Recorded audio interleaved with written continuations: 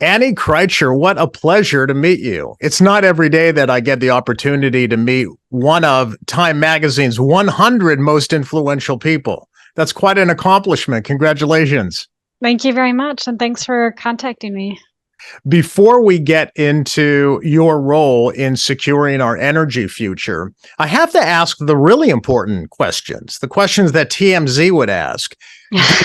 Did you rub elbows with Michael B. Jordan or Doja Cat at the award ceremony? Not them specifically, but Padma Latchkey, Judy Bloom. We have Katie Couric. I actually kind of grabbed Ali Wong from behind. She couldn't say no, so we chatted for a bit. So that was kind of cool. Oh, that's terrific. Yeah, I guess I should be clear that there were prominent business leaders and scientists that were honored as well, not just celebrities. Yeah, that's correct. That's amazing. That's quite an accomplishment.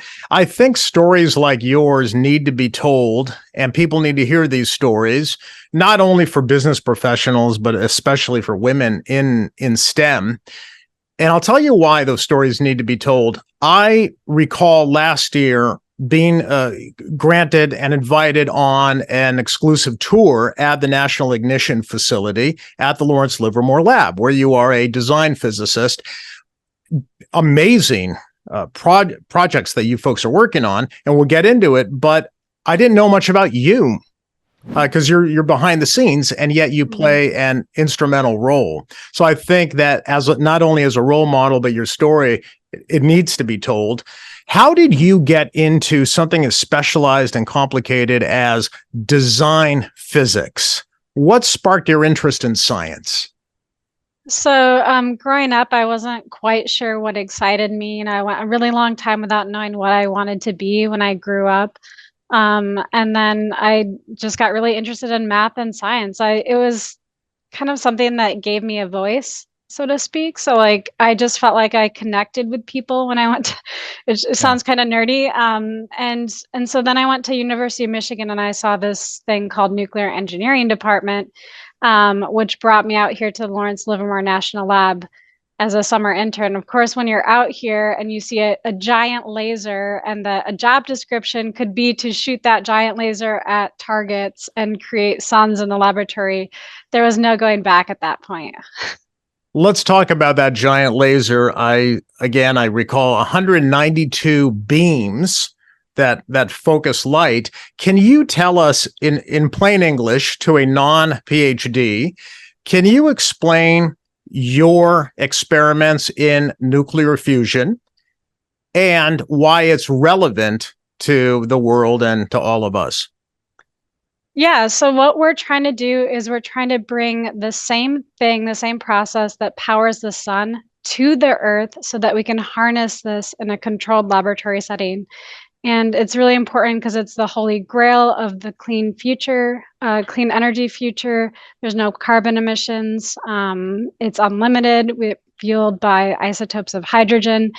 But it's really difficult to do. So we actually have to create these little suns in the laboratory. And my job is to try to figure out how we can do that by changing the target conditions and exactly how we're shooting the laser.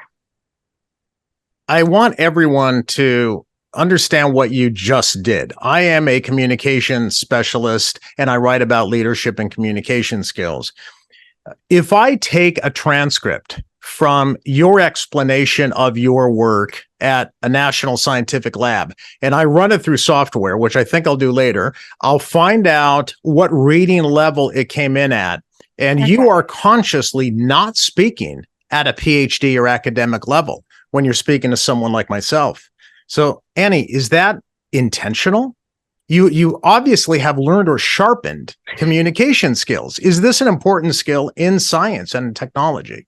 It is such an important skill. I mean, it's the difference between people paying attention and getting it versus just saying, I don't care. I mean, getting the communication out there, that's key. And we're going to need the entire world to back this up too. We're going to need the public buy-in. And so you really do have to be able to communicate this in a simple, way that also interests people. So you don't put them to sleep. I used to get the, all the time I start talking and people just go to sleep. And I quickly realized, well, that's not a good way to communicate. So yeah, it is definitely important. But this is a soft, well, we call it a soft skill. I don't like that word because it's a valuable skill. It's much more than soft. But for the sake of a better word, what other soft skills, and public speaking included, are important for anyone in a STEM or highly technical career? What are some of the things that you've learned and you've sharpened that we're not going to learn in school? So soft skills are how to work on a team, how to work on, multiple interdisciplinary teams that are all working together and trying to communicate with other people in STEM, but from a different field, and trying to work together to bring it all to the final problem solving step at the NIF. So teamwork is really important, communication, management. So we have people that, if you're leading a project, you have to be able to delegate and manage certain tasks and bring it all together. And you also have to motivate people to see the big picture, to get people excited, to support people when things go wrong, and that sort of thing. So those are all really important skills. Wow, what's interesting as you're talking is I remember on my tour of the facility, I took a photograph, I still have it, of a board that showed all of the partnerships that are involved. I think that's what you mean by interdisciplinary, because you as a scientist, you're not just communicating with your team, you are coordinating and speaking to and communicating with other scientists in different fields, other labs, agencies, regulatory agencies, cross-culturally, different languages. That's what you mean by collaboration. I don't think very many people understand that they have to collaborate at that level when they get to your level in science. Yeah. You're not, when are you taught that? You're not, you don't come out of school with a degree in it. Yeah, hopefully you have really good mentors, and you're right, you don't learn this in school, but you learn this by observing really good mentors and how they interact with people at headquarters and other institutions, and other teams like the target fabrication team that has to make the targets that we're asking for, all these different things. So I had really awesome mentors, and I have to credit them for teaching me those skills. Collaboration too. I think communication is collaborative, but so is science. One of the things that I'm always curious to learn about, especially from a prominent scientist like yourself, is this idea of failing.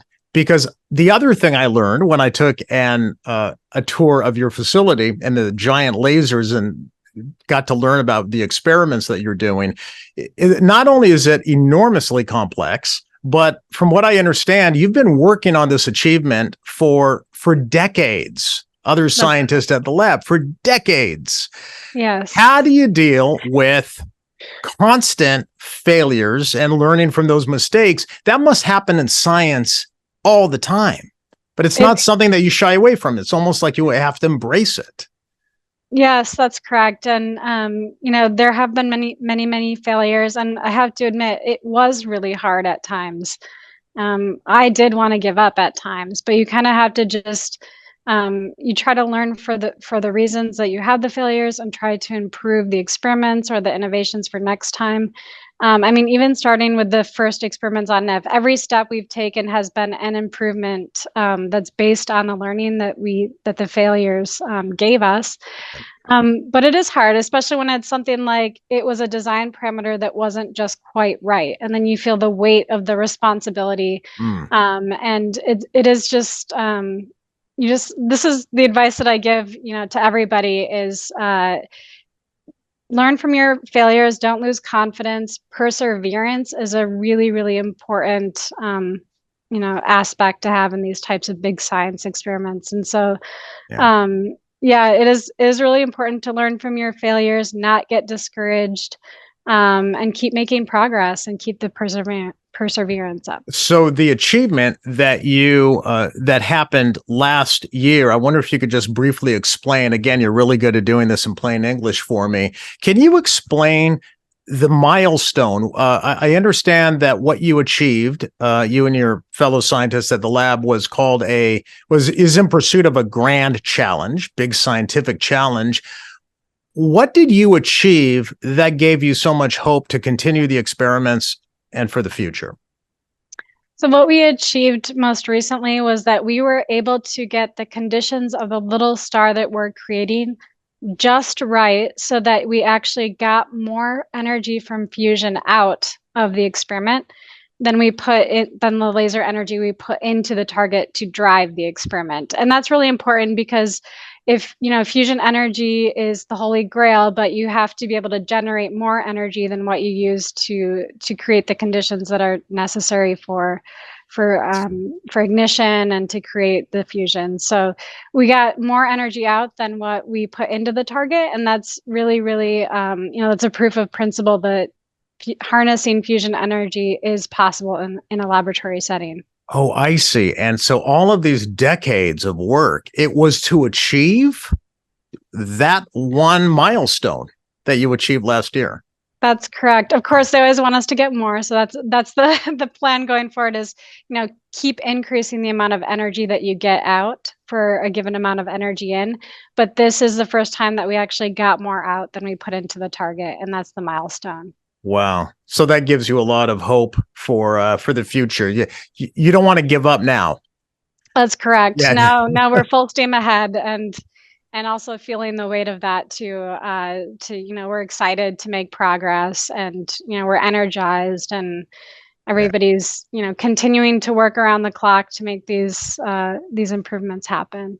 Well, it's an important job, important work. So I'm so glad that Time Magazine featured you so publicly and prominently. Was that a surprise for you, or did you know it was coming? Does Time Magazine call you up and say, Annie, you're one of the 100 most influential people in the world?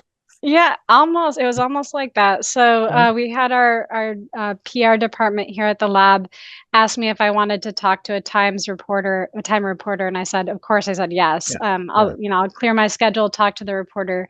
So as I was talking to the reporter, or that one of the editors, he said during that meeting, "Oh, I'm not supposed to tell you this, but you just made the list for the top 100." And it completely blew me away because I didn't even know that was an award that they were considering for the achievement. And so, it was an awesome surprise and such a fun thing to be a part of.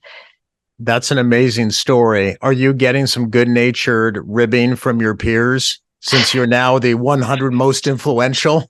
Yeah. Like, when we have a target failure, for a shot, and they're like, can't you influence the target, the target number of targets we get? And, I get that all the time, but. Oh, that's great though. That's all in fun. Terrific. Well, look, congratulations on everything you're doing at the lab. And I'm glad to see that you got the award, and thanks for making time with me. I appreciate it.